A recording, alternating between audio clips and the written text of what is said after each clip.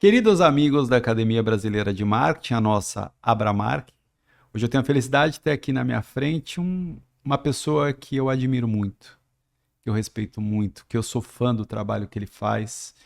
E ele trabalha com uma coisa muito importante na humanidade que chama-se comunicação. A arte de se comunicar, que é seguramente talvez aquele que é o maior desafio do ser humano, que é conseguir se comunicar. E que vai muito além de uma publicidade bem feita, de uma ação, de um live marketing, de um brand experience, né? Comunicação é aquilo que a gente faz no dia a dia, N vezes, para conseguir estabelecer num interlocutor do lado de lá um ponto de inflexão e de conexão. E é absolutamente desafiador, principalmente no ambiente corporativo. Então hoje eu tenho a felicidade de ter aqui meu querido amigo Mark Tawil, e aí eu vou ler aqui porque é bonito. Você está um pouco longe, eu queria te dar a mão para te Ah, agradecer, mas você está um pouco longe. aqui, ó. Eu peguei aqui, ó, mas o Mark é estrategista de comunicação, palestrante, educador, escritor, empreendedor brasileiro, atuante nos campos de comunicação, do futuro do trabalho, das lideranças e das marcas, e é meu amigo. Olha que Primeiro, privilégio, primeiro mano. teu amigo, depois vem o resto. Mark, eu acho que eu nunca peguei alguém para entrevistar aqui. Eu nunca entrevistei ninguém que tivesse essa questão aqui que eu vou te falar que é muito legal, né? Porque são mais de 30 anos de experiência profissional. Comecei com 7, né? Mas sim, tem 37 registros de experiência no teu LinkedIn. Jura? Juro, eu Nunca vi contei. isso. E olha que eu não coloquei tudo, hein? Eu contei. E eu Que queria que você legal falasse um isso. pouco disso, né? Que Porque máximo. como é que se formou essa aptidão em comunicação, né? Como é que foi essa trajetória? Que coisa engraçada você me falar isso. Primeiro, super obrigado. Você Imagina. não citou o principal, que eu faço parte Parte do Hall da da Fama. Academia Brasileira de Sim, Marketing no Hall da Fama. Isso é a coisa exatamente. mais importante. Que É um bom. presente que vocês me deram em Imagina. 2023 Você fez e por que eu carrego merecer. no peito com o maior orgulho do mundo. Obrigadíssimo. Parabéns pela Imagina. história de vocês, Obrigado. pelo seu pai, por Obrigado. você. E, cara, eu nunca parei para pensar, nunca parei para contar, mas eu faço muitas coisas ao mesmo tempo. Então, hoje, por exemplo, eu sou, vamos lá, estrategista de comunicação. Então, eu tenho 4 frentes de atuação. Eu tenho uma frente de palestra e treinamento. Não é pitch, tá? É só para contar. Não, mas Uma palestra, é uma frente de importante. mentoria, uma frente de educação. Então, no LinkedIn Learning eu tenho 200 mil alunos. 200 mil 200 alunos. mil, porque o LinkedIn Learning é uma plataforma que Sim. faz cursos de vídeo e áudio e espalha para 25 milhões de pessoas. Então, é progressivo, eu tenho 15 cursos. E aí eu tenho esses 3 chapéus, então, iniciais, que é mentoria, educação e as palestras, né, os treinamentos. Eu tenho um cantinho que eu faço CMO as a Service, e aí eu tenho, isso, então já estou te falando de 4 coisas. Aí eu tenho, sou colunista semanal de marketing pela Exame, sou colunista quase diário, porque é segunda, quarta e sexta, da 98 News, faço parte do conselho de reputação da Ipsos. Então, eu vou abraçando algumas coisas pontuais e também vou abraçando coisas que me dão prazer. Acontece que isso tudo é muito legal e foi muito legal durante muito tempo, até eu perceber que eu também estava cometendo um erro. Quando você faz muita coisa, e aí foi meu erro, e essas coisas não conversam, você tem um problema. Então, em 2017, 18, eu estava fazendo 8, 10 coisas que não conversavam. Então, eu era conselheiro de uma entidade de refugiados, que era maravilhoso. Embaixador pela igualdade racial, pelo IDBR, maravilhoso. E aí eu comecei a fazer muitas coisas muito legais, mas que não convergiam em nada. Quando teve pré-pandemia, não era nem pandemia, pré-pandemia, eu comecei a perceber o seguinte: é um interruptor que se aperta e várias luzes faltam. E quem estava realmente indo muito bem é quem tinha uma esteira. Você apertava o interruptor e todas as luzes ligavam. Então, por exemplo, podcast que dá na newsletter, que dá na revista, que vai para o áudio, que cai na palestra e que você ganha dinheiro na mentoria. Esse é o correto. Sim. Então eu comecei a direcionar tudo para os assuntos que eu falava. E hoje eu consigo ter muito mais. Ainda não é como eu gostaria, Não tenho isso tão estruturado como eu gostaria, mas já está muito melhor do que era alguns anos atrás. Depois a gente vai falar um pouco mais disso, porque eu tive algumas rupturas na minha vida, as pessoais, obviamente, nem precisa falar aqui, mas mesmo nas pessoais, eu acabei migrando de campo algumas vezes nos últimos 10 anos. Mas sua carreira começa lá atrás como jornalista. Minha carreira começa lá atrás como jornalista, na verdade até um pouco antes, quando nordestinos foram atacados em São Paulo. Foi um ato racista, né? No Centro de Tradições Nordestinas, Sim, acho que lá foi em perto de casa. 91, perto da tua casa. E aí eu escrevi um artigo, na verdade escrevi uma carta para o Estadão, a carta foi publicada. Eu tinha 18 anos, eu tenho 52, faz tempo. E aí, depois no suplemento Cola, que era um suplemento estudantil do Estadão, também me pediram para escrever um artigo contra o racismo. E aí eu comecei a pegar gosto. Eu entrei mesmo para trabalhar alguns anos depois, uns 4, 5 anos depois, que eu entrei para trabalhar na Jovem Pan, AM, na época era AM FM, né? Então eu fui trabalhar como rádio escuta em 97. Aí fiquei de 97 a 2000 na Jovem Pan, saí da Jovem Pan, fui pro Jornal da Tarde, falecido, que Deus o Falecido. tenha. Fiquei quase 8 anos. De lá eu fui para Band News FM, fiquei 3 anos. E entre 2010 e 2020 eu empreendi. Tive uma agência chamada Tawil Comunicação. E é curioso, que aí as coisas vão dando uma na outra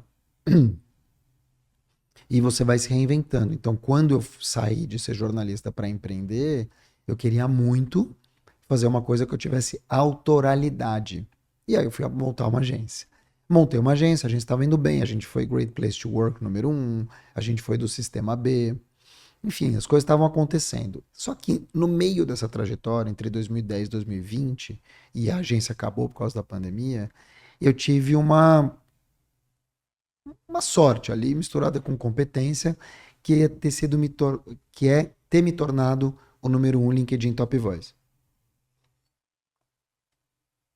Não tinha essa lista no Brasil, e era uma lista de perfis que mais engajavam. E eu fui eleito, que eu comecei a escrever artigos, os artigos começaram a viralizar. Final do ano de 2016, 10 anos atrás, quando tudo era mato para mim, eles trouxeram a lista para o Brasil e eu fui número 1 da primeira lista. Então eu nunca tinha sido número 1 de nada. Você é o top 1, literalmente. Literalmente. Por isso que eu falo até hoje número 1. Ah, mas número 1 como? Número 1, é. Tudo bem, mas é número 1 da primeira lista. Mas foi o primeiro, literalmente, né? Então, é muito legal, nunca tinha sido número 1 de nada, então para mim foi ótimo. Já era maduro, tinha 43 anos, não era criança.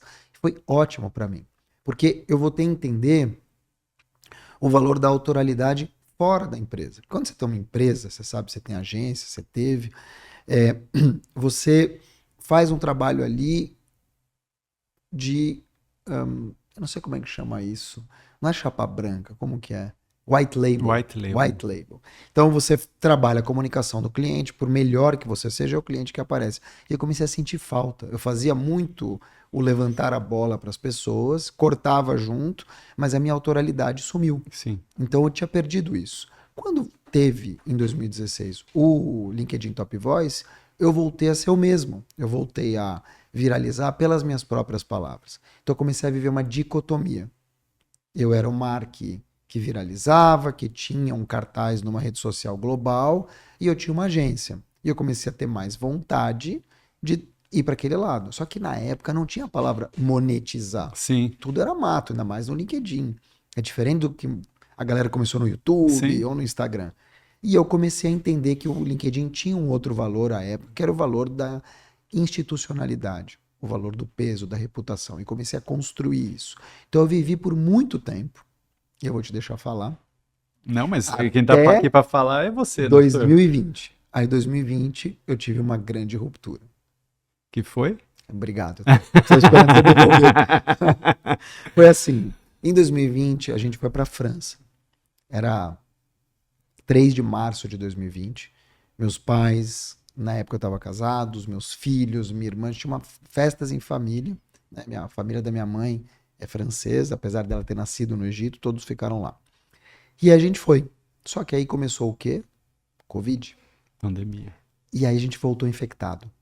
Era 18 para 19 de março de 2020. Voltamos todos infectados. 6 dias depois, meu pai morreu de Covid. Meu Deus. Então, a gente viveu um luto dentro do luto. Era um luto coletivo, mundial, e a gente estava no nosso luto. Terrível. Eu tinha 6 colaboradores, então eu tentava falar com eles para se acalmarem, tentava liderar aquilo mesmo que à distância, e felizmente eu consegui. Não demiti ninguém, consegui não demitir ninguém, mas os clientes foram desidratando, com razão, não tinha. Como é que você vai anunciar se você não vende? Claro. E eu fui entendendo que ali talvez houvesse uma oportunidade, como houve, de eu, sem demitir ninguém, esperar as pessoas se recolocarem, eu colocar um pé em cada canoa, como falou João Kepler, e a partir daí eu migrar de canoa. E eu comecei a investir tudo, fiz um all-in, como se fala hoje, na minha marca pessoal. Então, de novo, eu saí do jornalismo, montei uma agência. No meio dessa história da agência, comecei com a autoralidade. E aí, o que eu entendi? Que o mundo já tinha mudado, que a agência já não era mais aquilo que era e que eu precisava botar dinheiro, comida na mesa, né? E aí eu fui atrás, fiz palestras, muitas palestras online, depois eu fiz mediações, conteúdos, enfim, aí eu já comecei a utilizar. Só que eu tive um trauma ali. Por quê? Porque eu era o cara que a vida toda levantou a bola dos outros. E quando teve a pandemia, você vai lembrar, havia lives até na Sim, geladeira. sim. E eu não fui chamado para nenhuma. Nenhuma. Zero. Por quê? Porque eu não tinha um tema. Claro. Eu era o Você era cara. quem levantava para os outros, você por Exatamente. si só não era E o quem se conteúdo. deu bem? Quem tinha tema, quem tinha assunto. Então ali eu percebi a força de você ter um tema. Ali eu percebi a força de você ter um assunto de dominância, mesmo que não seja um, mas de você ser lembrado por algum tema. Foi aí que começou essa guinada, então, de eu abraçar todas as questões comunicacionais, porque até então comunicação para mim era meio. É que nem você aqui. Você fala de marketing, o jeito que você se comunica, você não vende isso. Sim. E eu comecei a vender isso. E aí mudou a história completamente. Muda porque, cara, você. Primeiro que eu tinha um pouco de bode dessa história de comunicação. Eu tenho um pouco de bode ainda. Dessa história de, 3 dicas para, sabe assim? Eu acho chato, eu acho raso, eu acho pobre. Eu entendo que tem muita gente que precisa e eu acho que tem ótimas pessoas fazendo isso, mas eu não queria me vender por isso. Eu entendi que eu precisava de um pouco mais, para mim, de variação temática, um pouco mais de profundidade. Então eu patinei muito tempo para encontrar esse lugar, que é falar de comunicação sem necessariamente falar de comunicação. É mais difícil. E aí eu comecei a entender a comunicação como algo mais situacional e entender para onde caminha essa comunicação, para onde vai essa comunicação. E pouco a pouco eu comecei a perceber o valor então de comunicar bem para decidir melhor. E aí de uns anos para cá eu tenho dito o seguinte, que quando você comunica para alguma coisa, para alguma finalidade. E eu entendi que as pessoas querem comunicar para tomar melhores decisões. Então eu fui mudando o meu posicionamento, mesmo dentro da comunicação, para não ser mais um professor ou de oratória, já tem ótimos professores, ou mais um professor de comunicação pura, na veia. E aí eu comecei a variar um pouco. E eu estou justamente nesse momento agora, de mais uma vez, depois de várias reviravoltas ao longo dos últimos 10 anos, de entender para onde caminha essa comunicação, para onde caminha esse olho no olho e como é que eu posso contribuir para melhores decisões. No teu entendimento, a pluralidade de meios que a gente vive hoje, e eu acho que ela é uma situação única, a gente nunca teve isso antes. Não. Nunca antes na história desse planeta, né? Você acha que quais os desafios que trouxeram para que o comunicador se faça entendido para com quem ele quer falar, né? Eu acho que o processo da comunicação, e não estou falando da comunicação publicitária, estou falando da comunicação mesmo. Sim. Porque empresas precisam se comunicar, profissionais precisam se comunicar. Hoje em dia é brutal. Sim. Eu consegui tua atenção e eu consegui falar aquilo que eu quero no tempo em que você está disposto a me dar tua atenção. Olha, é assim, Fabio. Para mim, o teu próprio comentário já traz uma grande reflexão, principalmente em relação ao comunicador. O que é um comunicador? Quem é a comunicadora e o comunicador hoje? Quem? É a pessoa que fala bem? É a pessoa que vende? É a pessoa que tem curso? É a pessoa que vende produto? Não existe mais Não. isso. Então, acho que a gente já começa com essa dicotomia do o que é um comunicador profissional. Porque, de novo, desde a época do Joelmir Betting, que, salvo engano, era engenheiro, mas comunicava como ninguém.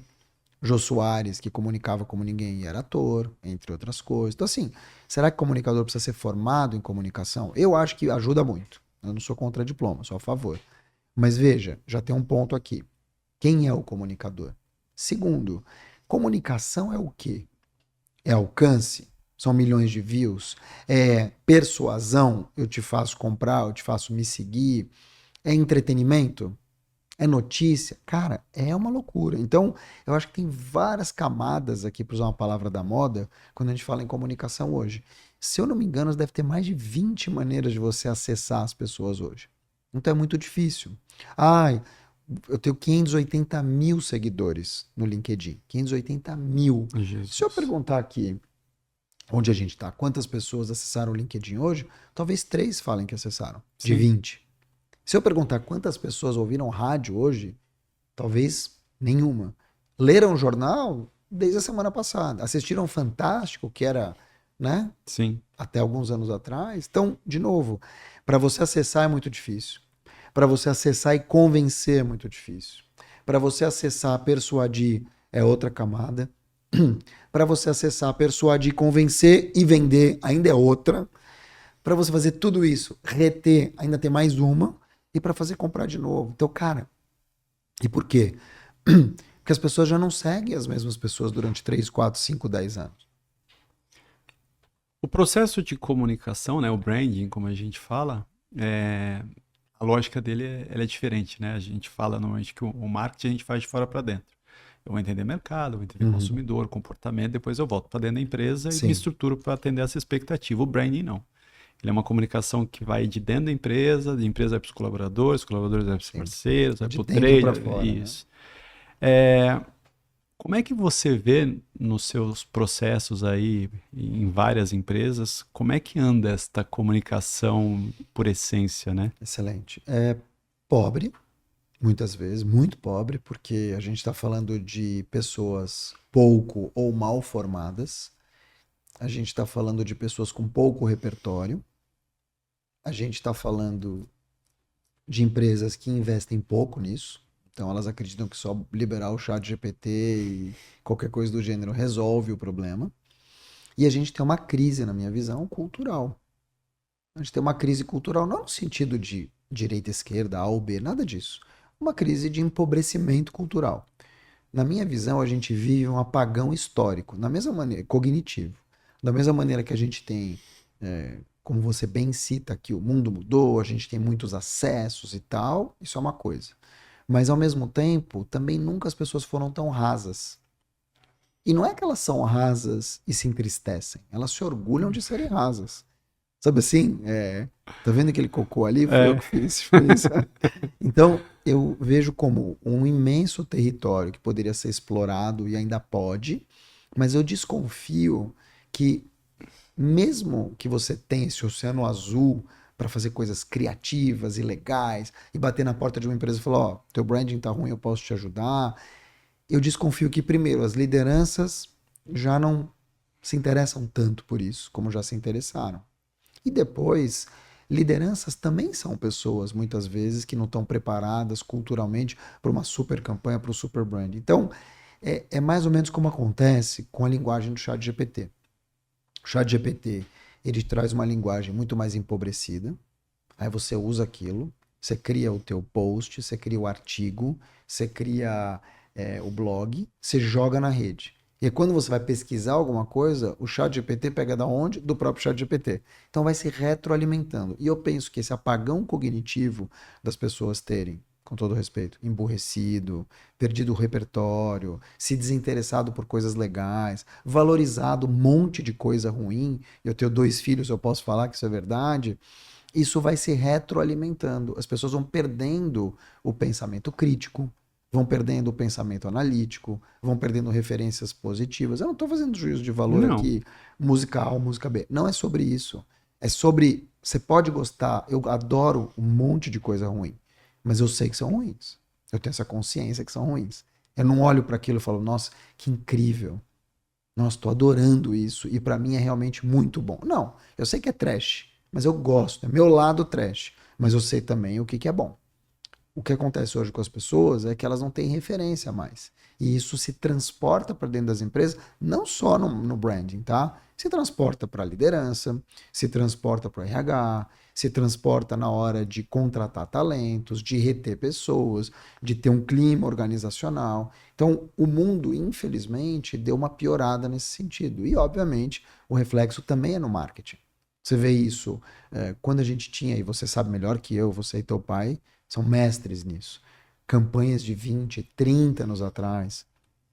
Não tinha nada de GPT, não tinha nem internet. E as campanhas eram criativas. Você sabe que eu estou escrevendo um livro chamado Seja Sua Própria Marca, que vai sair ano que vem. E é um livro que atrasou muito, por mil motivos, pessoais, profissionais e tal. E a orelha do livro ia ser o Washington Oliveto. E aí, em 2021, fui para Gramado Summit entrevistar o Washington Oliveto. E foi maravilhoso. O Washington Oliveto estava com Sim. 70 anos, vindo de Londres, uma pequena abertura ainda da pandemia, então podia.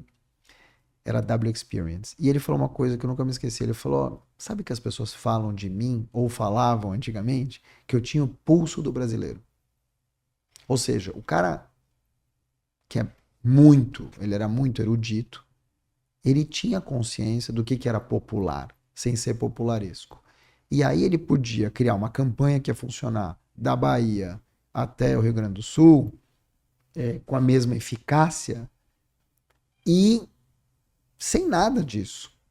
Por quê? Porque ele tinha intuição, feeling, criatividade. Era um mundo que as pessoas tinham a nobre arte da apreciação. E hoje não. Você tem 30, 40, 70, às vezes por hora, coisas criativas, entre aspas, né, pintando na sua tela. Como é que você vai, depois de todo um dia que você viu 1000 coisas, chegar à noite, olhar para uma propaganda, você nem chega até o fim. Você não tem nem paciência para assistir. Entende? Então, o mundo que a gente vive é esse. É um mundo que você não consegue terminar um livro. É um mundo que as crianças, elas põem o dedo no tablet e passam para frente para chegar na cena que elas querem.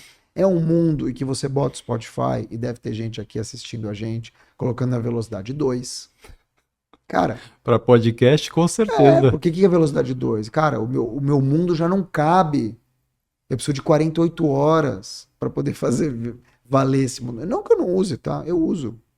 Mas eu me lembro que no começo da velocidade 2, eu colocava a velocidade 1,5, 2 na minha mãe no WhatsApp.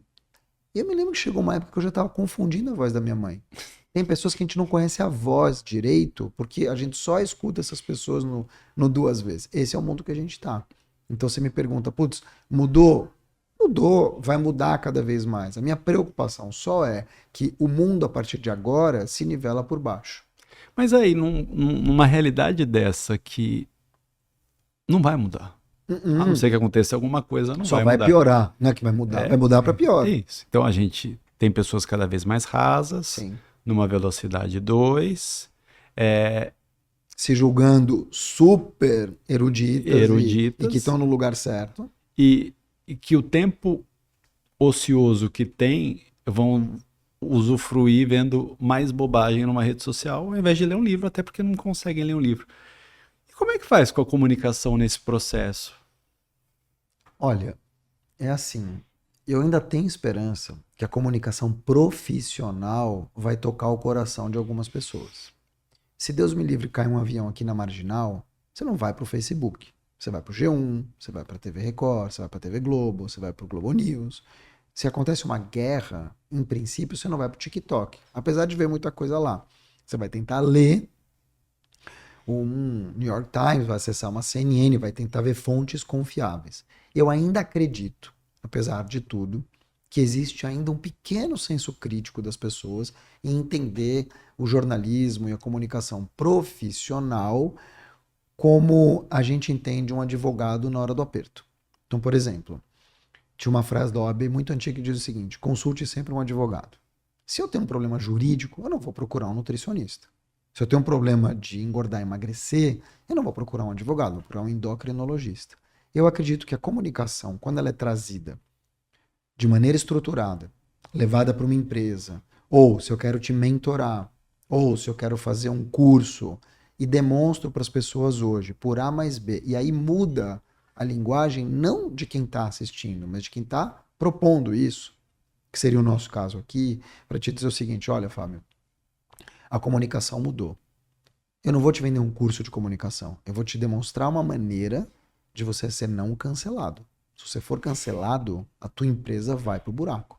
Se você tiver um problema de reputação digital, você vai demorar anos para se reconstruir depois de um tweet maldoso.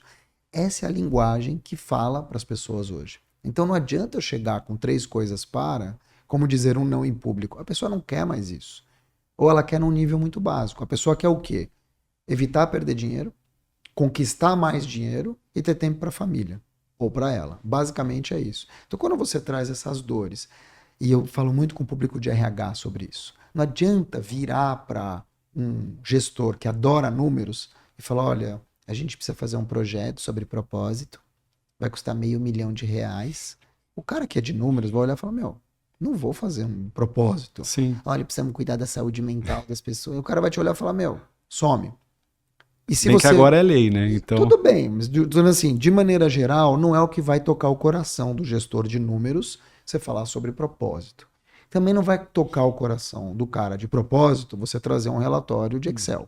Qual que é o trabalho aqui? É um trabalho de comunicação inteligente, estratégica. Lê quem está do outro lado. Então, se é uma pessoa de números, olha, Fábio, eu estou te trazendo aqui um projeto de saúde mental super importante. Hoje, isso é o RH falando, hoje a gente tem uma questão muito profunda de turnover. A gente perde gigantesca, 15% absurda. dos talentos. Não, você é o chefe agora, calma. Ah, não, mas estou falando da realidade do você- mercado. Essa é a dor que hoje todo mundo que eu falo sofre, Então, Mark. só que o RH chega e fala, ó, você perde 15% todos os anos aqui na empresa. Se a gente fizer um trabalho estruturado de saúde mental e a gente evitar perder 15, mas perder 7, se a gente investe 200 mil aqui hoje, daqui a 2 anos, a gente recebeu 400 mil. Isso, para quem é de números, é a língua da pessoa, O que da ela quer mulher ou ouvir. do cara. É o cara que quer ouvir. Só que, de novo, muitos RHs perdem tempo e energia criando um projeto que não vai nem ser lido. Isso não é só o RH, em geral. E isso é comunicação profissional. Então, o que que eu faço hoje? Eu tento mostrar para as empresas, trabalho para mostrar para pessoas físicas e jurídicas que é comunicação estruturada, inteligente, estratégica, dada por um profissional de comunicação que estudou para isso, como um advogado estudou, como um marqueteiro estudou e tal. Não sei se se fala marqueteiro, né? É Marqueteiro. marqueteiro? É, se fala isso e tal, você consegue penetrar, persuadir quem está do outro lado para dizer o seguinte, puxa, essa pessoa sabe o que ela está falando. Mas nos processos que você faz nas empresas dentro deste escopo, como é que é o pós desse treinamento? Vocês percebem de fato uma mudança significativa? Nem todo cliente te coloca para acompanhar o processo. Às vezes o cliente, você vai lá, faz e vai embora e você Sim. nunca mais, entre aspas, fica sabendo. Eu recebo feedback quando é assim do colaborador. Quando eu recebo da gestão, existem 2 processos. Tem um processo que sim, claro, as pessoas começam a utilizar quando é estruturada a empresa. Mas quando é um oba-oba, então você chega, você fala, você ensina e a pessoa não aplica, é que nem regime que você não vai seguir. Aí não é. Imagina o seguinte: você tem uma cultura empresarial.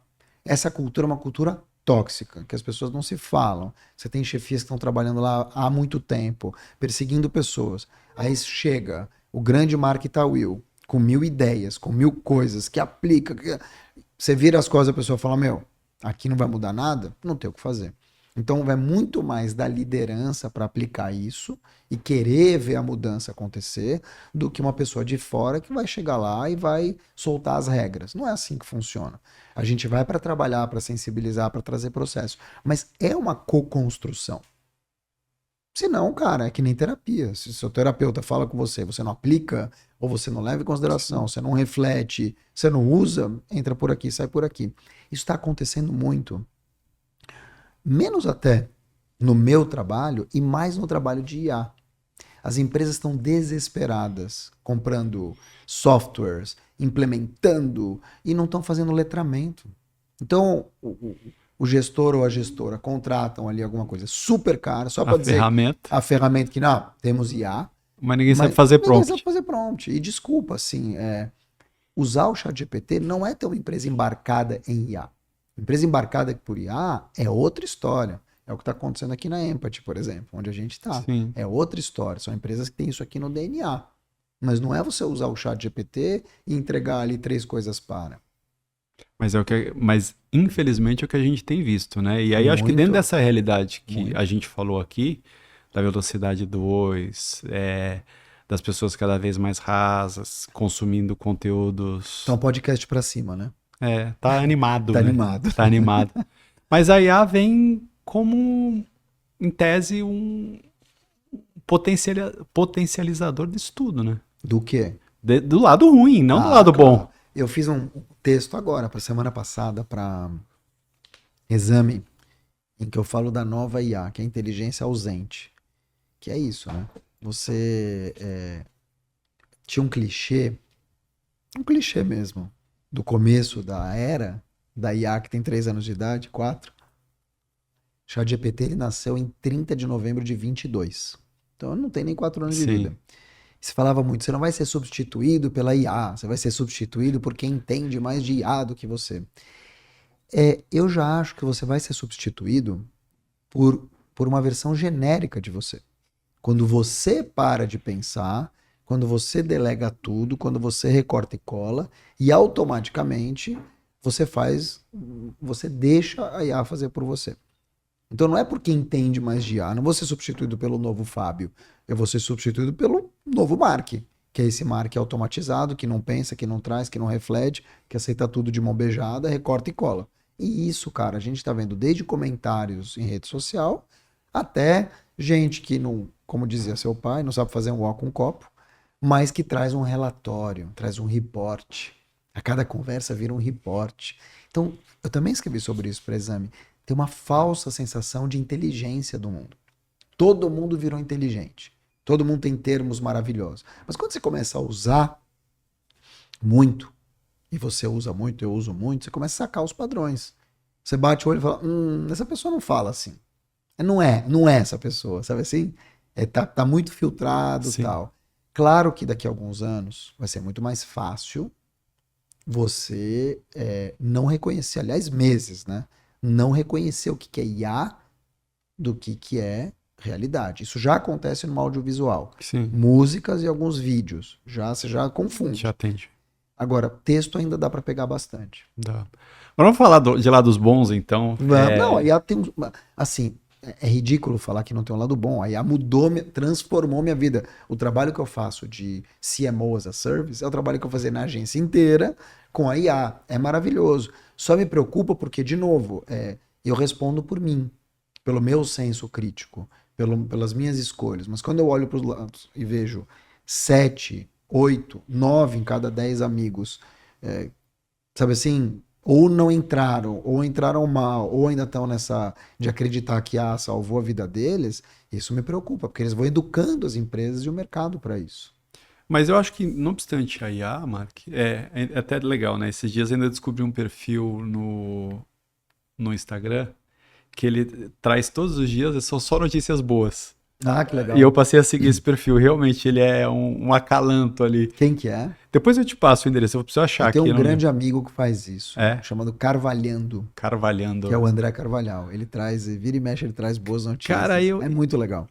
por outro lado, eu sinto das pessoas que também tem uma saturação geral e que as pessoas estão em busca cada vez mais essa visão, por exemplo, da superficialidade. Mas, por outro lado, eu acho que tem numa contramão dessa história, ainda que numa quantidade infinitamente menor, de pessoas que seguem querendo se aprofundar. Então, eu acho que hoje no mundo a gente vive essa dicotomia, né? Você tem uma massa correndo por um lado que tem suas benesses, mas que a longo prazo vai cobrar um preço e é um preço alto.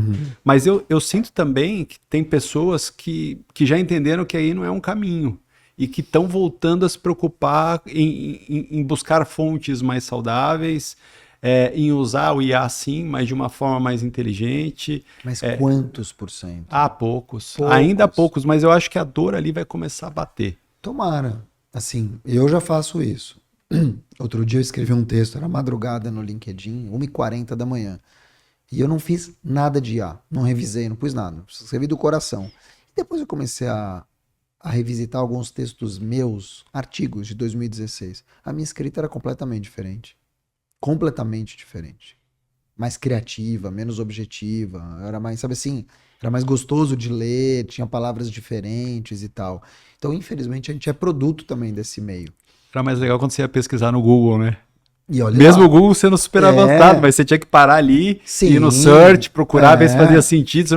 Hoje em dia você pede pra IA e ela responde. Imagina, as pessoas dão entrevista por IA já. Você joga as perguntas, ela já te responde no cloud, você dá um tapa, coloca 2 anos e acabou. E aí é aquilo que eu te falei, vai massificando esse texto, que ele vai sei lá, pro feed de um G1 da vida, alguém vai pegar do G1 para poder fazer ou a própria máquina e vai se retroalimentando. Não dá pra. É um sinal dos tempos. É que nem você falar hoje que, puxa, eu acho um absurdo vídeos de TikTok que tem dancinha. Assim, é um tsunami, não tem como você impedir um tsunami. Esse ano é um ano que tem o ápice da comunicação, né? De novo, não entrando no âmbito político, Sim. mas um bom político para se eleger, ele depende de É comunicação nem um muito, bom, né? tá? Um ruim também. É, o ruim também. Pois Mas é, pois é. o que, o que que você acha que tende a acontecer nessa e nas próximas eleições, inclusive com o avanço da IA, na competência de comunicação desses próximos que estão por vir aí? Olha, o que eu vejo, tá? Talvez em 2008, quando teve o Obama e o Facebook ajudou. Talvez quando teve o Bolsonaro, em 2018 foi o Bolsonaro. É, Acho que até 2018 tinha muito dessa questão de uma campanha muito potencializada pela IA, ou nem tinha IA muito em 2018, mas pelas redes sociais, pode te eleger. O que eu vejo hoje é que esse é um trabalho de médio a longo prazo. Já não é mais uma campanha que vai te salvar. Já não são mais esses próximos 3 meses que vão eleger A ou B. Eu acho que esse é um trabalho que é um trabalho de médio prazo. Por que eu estou te dizendo isso? Porque quando, falando aqui de política, e sem tomar partido, obviamente, mas teve o vídeo do Nicolas Ferreira, lembra aqueles vídeos do Pix, que deu sim, 300 milhões de visualizações, os vídeos da Erika Hilton, só para citar os sim, dois ó, polos, sim. é, entre outros, todas as narrativas. O que eu quero te dizer? Esse é um trabalho que um vídeo que foi visto 300 milhões de vezes não é um vídeo que foi esquecido. Não. Então isso já é um marco para essa narrativa, que se o Nicolas vier daqui a 3, 5, 8 anos, alguém ainda vai lembrar daquele vídeo. Então o que eu vejo? Esses pontos de contato, eles vão ser cada vez mais diários ou quase diários e permanentes. E aí fica essa guerra de narrativa, de um puxar a sardinha para um lado, o outro para o outro, e não é uma coisa de uma campanha só. Então, são 4 anos de trabalho duro dos marqueteiros, das redes sociais. Tem esse protagonismo de quem quer se eleger, que vai ter que ir para frente da câmera o tempo todo, e vai ter que fazer barulho, e vai ter que se botar em treta, porque é disso que as pessoas vão lembrar. Elas não vão lembrar mais, de novo, como foi em Obama 2008, ou até esses últimos anos, como foi aqui no Brasil, de um debate da Globo. Isso não quer dizer mais nada. Lógico que o debate tem sua importância, mas ele é talvez 0,5% do que ele já foi 10, 20, 30 anos atrás, que era 80%. Hoje, nem uma explosão de WhatsApp vai te convencer. Se eu receber amanhã, eu tenho um candidato ou uma candidata, e eu recebo amanhã uma enxurrada de WhatsApp, não vai mudar nada, eu já estou convencido. Só que por que eu estou convencido? Porque eu vejo essa pessoa diariamente no meu feed, puxando para cá, puxando para lá, entrando em discussões importantes, entrando em treta, fazendo um meme. De novo, o approach, o rapport, ele é muito diferente. Cada vez mais diferente. Está falando de várias gerações, a gente está falando de novas discussões, a gente está falando de geração alfa que está se preparando para votar, está falando de Gen Z que tem uma cabeça, Millennial já tem outra, tem os boomers que ainda estão aí, tem o X que é a nossa, você deve ser Y, que ano que você nasceu? Eu sou X, Que lindo. ano que você nasceu? 76. Ah, você é um X. Tem cara de novo. Mas eu digo assim, então tem essa questão de pontos de contato ao longo da jornada. Eu não vejo mais como um tiro de canhão, uma bala de prata. Eu vejo que é um trabalho construído ao longo dos últimos anos e quem se construiu melhor, quem se envolveu em tretas e venceu, e quem se envolveu em escândalos e tem telhado de vidro, vai sofrer mais. Quem venceu vai sofrer menos, quem tem telhado de vidro vai sofrer mais. E é um jogo de médio a longo prazo. No processo da comunicação, e aí pegando um pouco o gancho que você falou aqui, hoje a gente tem na humanidade e nas empresas, o que é legal, a gente tem aí 5, talvez 6 gerações coexistindo, né? Então eu vou. 7. Eu falo do 7. Então, a gente vai lá hoje do beta, né? Do alfa. Não, O beta ainda não, né? Alfa. Vamos lá. Data Wheel, isso aí, hein? Data Wheel? É o Data Wheel, não tem o Data. Você tem o Data Wheel? Eu tenho o Data Wheel, tô criando o Data Wheel aqui oficialmente hoje. I Will, né? Tem que ter o AI. Não esse Data. Data Wheel é só o. Como é que chama? É o Ibope. O Ibope. É o meu Ibope, pessoal. Vamos lá. Tem o Datafolha, por isso. Vamos lá. Você tem Alfa, nascidos entre 2010 e 2020. Hoje, 16 anos de idade. 16 anos, já jovem aprendiz. Jovem aprendiz, Sim. youtuber, esportista, sim. atores. E no Brasil, mini pastores. É verdade. E mini coaches. É. Bom, depois você tem geração Z.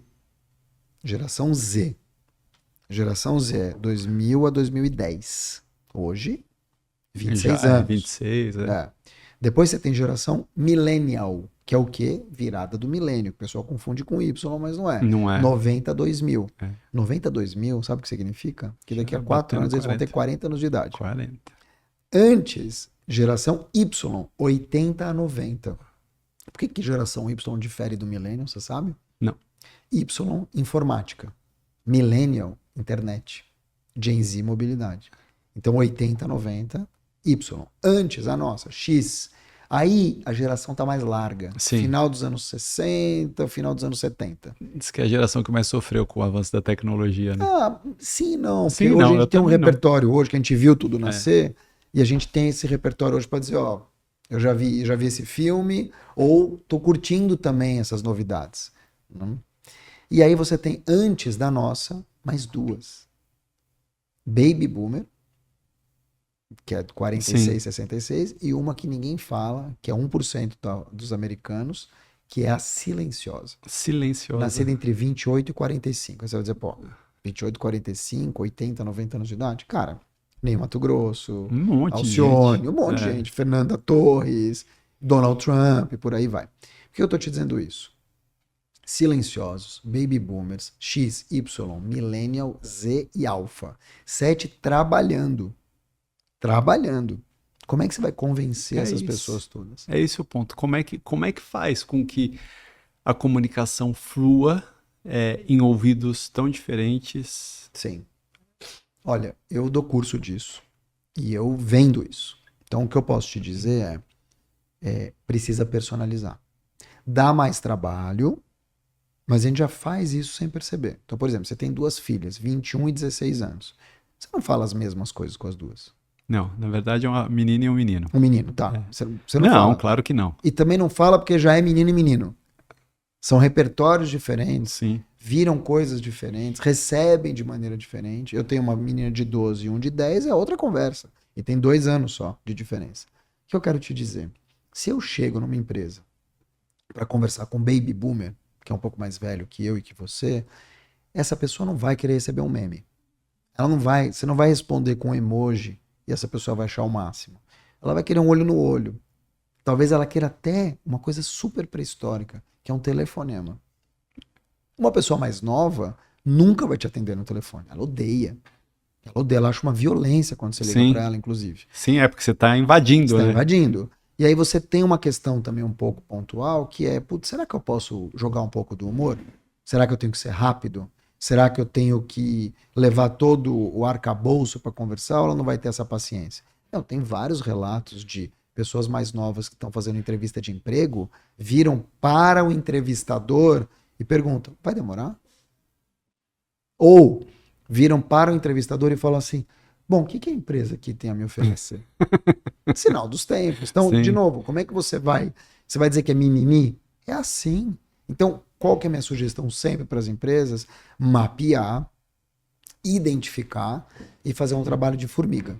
E é tão óbvio. Imagina o seguinte, se eu chego numa sala, tem 50 pessoas, e eu vou lá para vender um curso. Jogo a rede de arrasto. Quantos vão comprar? 8, 6, 12, 20. Agora, se eu crio um curso para cada um, com as muito dores maior. específicas, você vende 40. Claro. Então é isso que a gente tem que fazer. A gente tem que vender 40 quando tem 50 e não 6. O erro das empresas é, vou criar uma intranet, vou fazer uma campanha que saiu do marketing e que não escutou ninguém. Então a escuta é o superpoder da comunicação. A escuta é a grande skill da comunicação. Como é que eu escuto essas pessoas todas e dou pertencimento? Porque escutar, Madia, não é concordar. Eu posso te escutar Sim. aqui 1 hora, vai distensionar você e dizer, olha, eu vejo de outra forma, para ser elegante. Futuro do marketing. Como é que você vê o futuro do marketing? Eu não vejo. Não tem como ver o futuro do marketing. Pô, se você parar para pensar, 10 anos atrás, em que a conversa é... Quando eu tinha agência, a minha grande rivalidade, entre aspas, estou falando de 10 anos atrás. 10 anos atrás, ontem. Ontem, era com agências digitais, faziam inbound.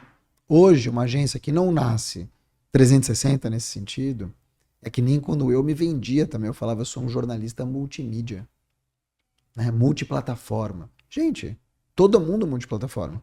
E aquilo que você falou no início da nossa conversa, que é super interessante, é quem comunica? O que é um comunicador profissional? E mais, eu sou médico, eu sou dentista, eu sou arquiteto, qualquer coisa. E eu não vou para frente da rede social, eu tô perdendo o quê? Tô deixando dinheiro na mesa. Tudo. Ah, mas eu não sou influenciador. Ninguém falou para você influenciar. Não é sobre isso. É sobre você ter um teu cartão de visitas digital. É sobre você levar para frente da câmera as tuas emoções, o teu jeito de falar, o teu sentimento, sabe assim, o teu tom de voz. É isso que vai vender. O boca a boca ficou pequeno. Você não alcança mais no boca a boca. No seu entendimento, a comunicação é um skill necessário e ou fundamental de um CEO de uma empresa? Sim, sim, porque, de novo, a gente precisa separar o que é o João Adib da CIMED, por exemplo, que é um influenciador, ou o Thales Gomes, sabe assim, Rachel Maia, são pessoas que já têm uma comunicação muito intrínseca, que entenderam esse valor e que dão aula disso. Sabe assim, são pessoas que literalmente dão aula, assim. Quando você olha e fala, putz, não é para todo mundo. Primeiro que você tem questão de perfil. Então você vai ter pessoas que não querem aparecer de jeito nenhum. Sim. Tem pessoas que são discretas, tem pessoas que são tímidas, tem pessoas que são introvertidas, tem pessoas que são complexadas. Você vai ter de tudo. Você tem low profile, você tem no profile. É a pessoa que não aparece de jeito nenhum. Agora, é inegável que se a pessoa quiser minimamente e entender que faz diferença para o trabalho dela, esse é um valor essencial. E por que é um valor essencial? Quem não é visto não é lembrado. E quem não é lembrado não é convocado. Ah, mas a minha empresa vai muito bem sem isso. Tudo bem, que bom. Deu sorte. Não é toda. E mais do que isso, as empresas muitas vezes precisam de rosto. Quando eu olho aqui a Academia Brasileira de Marketing, quem faz a Academia Brasileira de Marketing? Você tem um hall da fama. Sim. São os rostos, né? Tem o teu pai, tem você. Quando eu olho para a Nike, que é um símbolo, não quer dizer nada. Quem é a Nike? Os atletas, os atores. Quando eu olho para uma empresa de Gummy Bear, que fatura 80 milhões, quem é o rosto de uma balinha de gelatina? As influenciadoras. Então é inegável que a figura humana atrelada a uma marca ou um negócio não só vende mais, como faz você criar o rapport, a identificação. E aí nada mais forte do que uma pessoa que olha para uma marca, talvez não. Aí é um pouco relativo.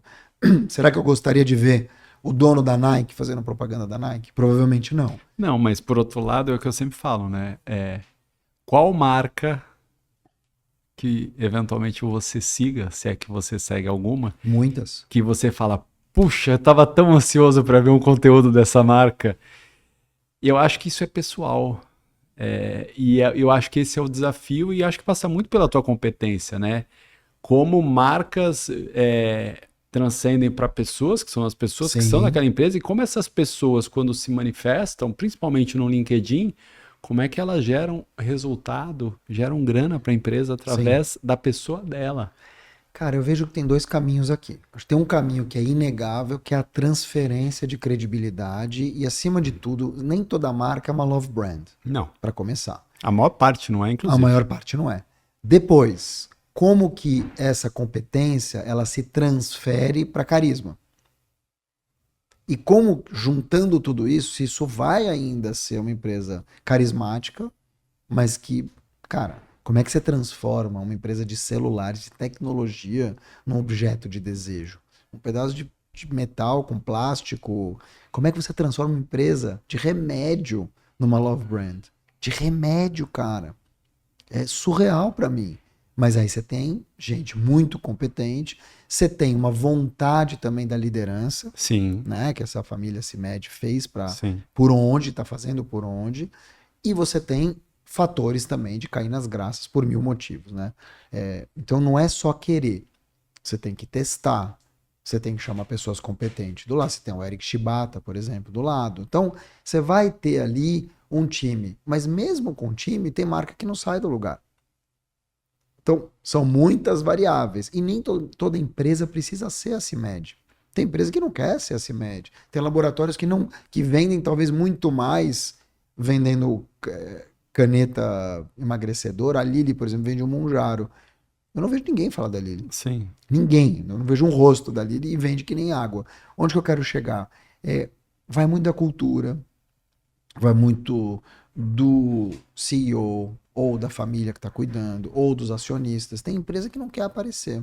Agora, é inegável que, se você quer criar uma empresa que fique no coração das pessoas, como o McDonald's, por exemplo, ou uma empresa que tenha características que precisa se vender o tempo todo, estou falando dessas empresas todas Sim. nascidas digitais, você vai ter que ter um plano que mistura marketing, comunicação e pessoas.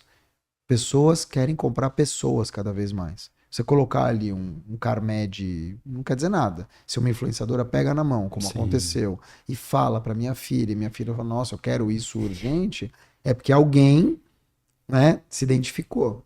Isso acontece desde que o mundo é mundo. Só que agora está sendo escalável. Escalável. Mark, a gente está aqui no começo de 26, né? Você é um cara que é figurinha carimbada, ou um rosto muito querido que a gente vê aí Chamou do arroz de festa, é isso que quer dizer, né? em eventos, palcos, muitos palcos você tá lá. Fala um pouquinho de novidades que você possa falar do Mark para Nossa, 26. fiz um post ontem sobre novidades. Posso falar mesmo? Deve! Eu tô com muitas novidades. Eu fiz um post ontem muito emblemático para mim, falando sobre isso. Ontem, a gente tá gravando essa conversa logo depois da volta do carnaval. E eu vi muita gente postar, começou o ano novo brasileiro, finalmente o ano começou e tal. E eu fiz um post atualizando a minha audiência, dizendo o seguinte, que o meu 2026 começou em outubro, 145 dias atrás, e não no 54º dia do ano. E por quê?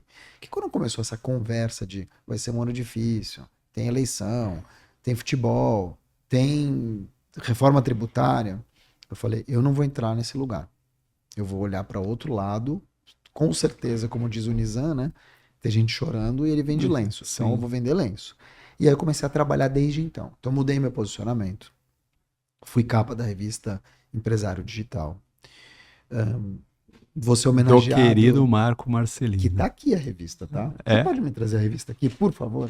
Ela tá aqui dentro da minha mochila. Vamos fazer, vamos, merece. O Marco merece. Ele merece muito, ele é maravilhoso. Já esteve aqui, ele já foi entrevistado, o Marco é fui maravilhoso. Fui capa da revista. Imagina, nunca fui capa de nada. O Marco Marcelino, ele cometeu... Aí, ó. Obrigado. Obrigadíssimo. Tá aqui. Eu vou te presentear, eu vou até abrir porque ela fica mais bonita aberta. Sem dúvida. E aí, eu trabalhei isso. Trabalhei para dentro do LinkedIn me tornar, tem um ranking chamado Favicon, sim, francês. Dentro do LinkedIn eu me tornei pelo 3º ano consecutivo especialista número 1 em comunicação. É um ranking que varia, mas mesmo assim eu cheguei lá, bati pelo 3º ano. Então veja, a gente está em fevereiro. Marquei a minha segunda ida ao SXSW. Depois, em agosto eu vou para a China Então, cara, assim, o que eu tô fazendo aqui? Trabalhando, já Claro. produzi 7 artigos para Exame, 18 artigos para a Rádio 98 News. Então, o que eu quis dizer com isso? Enquanto tem muita gente lamentando, eu tô trabalhando. Então, a minha vida se resume a muita execução, planejamento, que é uma coisa que subjuguei durante muitos anos, e hoje está caminhando super bem. Olha que coisa mais linda. Maravilhosa, gente. Aqui, ó. Seu Mark Tawil, empresário digital, revista do nosso querido amigo Marco Marcelino. E foi muito legal, porque Obrigado. já me pegou nesse espaço de ter o posicionamento falando sobre decisão. Quem comunica bem decide melhor. E aí, dentro dessa revista, eu conto um pouco da minha história e também muitas visões a respeito do que eu entendo a comunicação nesse 2026. Não dá pra gente olhar e falar desse pipeline, como é que vai ser a comunicação, o futuro. Não tem mais futuro, é presente. Amanhã pode aparecer aqui holografia. A gente pode fazer esse podcast amanhã num ambiente 100% digital, com avatares falando em russo. Não dá mais para saber. Eu vou continuar preferindo sendo presencial. Eu também. Mas é inegável que amanhã a Academia Brasileira de Marketing ruma para a Ásia e você vai ter uma sim. palestra para falar para 200 empresários chineses e o cara vai te dizer, olha, eu não tenho como te trazer, você tem como fazer, a gente transforma o teu avatar para responder em chinês Com certeza. e você faz a palestra em chinês? Eles vão falar sim. E é assim que vai funcionar. Então, é abraçar esse mundo, abraçar esse mercado e entender que não tem mais resposta pronta. Mark, obrigado. Demorou o nosso papo, Demorou. mas ele aconteceu. Mas eu cheguei aqui mais bonito. Vai. Chegou.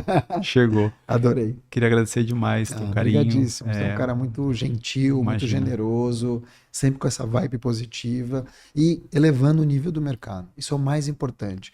A gente precisa de pessoas que regulem esses mercados direito, que valorizem trabalhadores, pessoas que realmente fazem por onde e que se prepararam para isso. Obrigado, querido. Obrigado você. É isso, queridos amigos. Depois baixa aqui, entra no site do Empresário Digital e lá você faz o download da revista, lê a história do nosso querido Mark Tawil, que está lindamente contada. Eu já vi lá, tem vídeo contando essa história linda. E na semana que vem a gente está de volta com mais um entrevistado.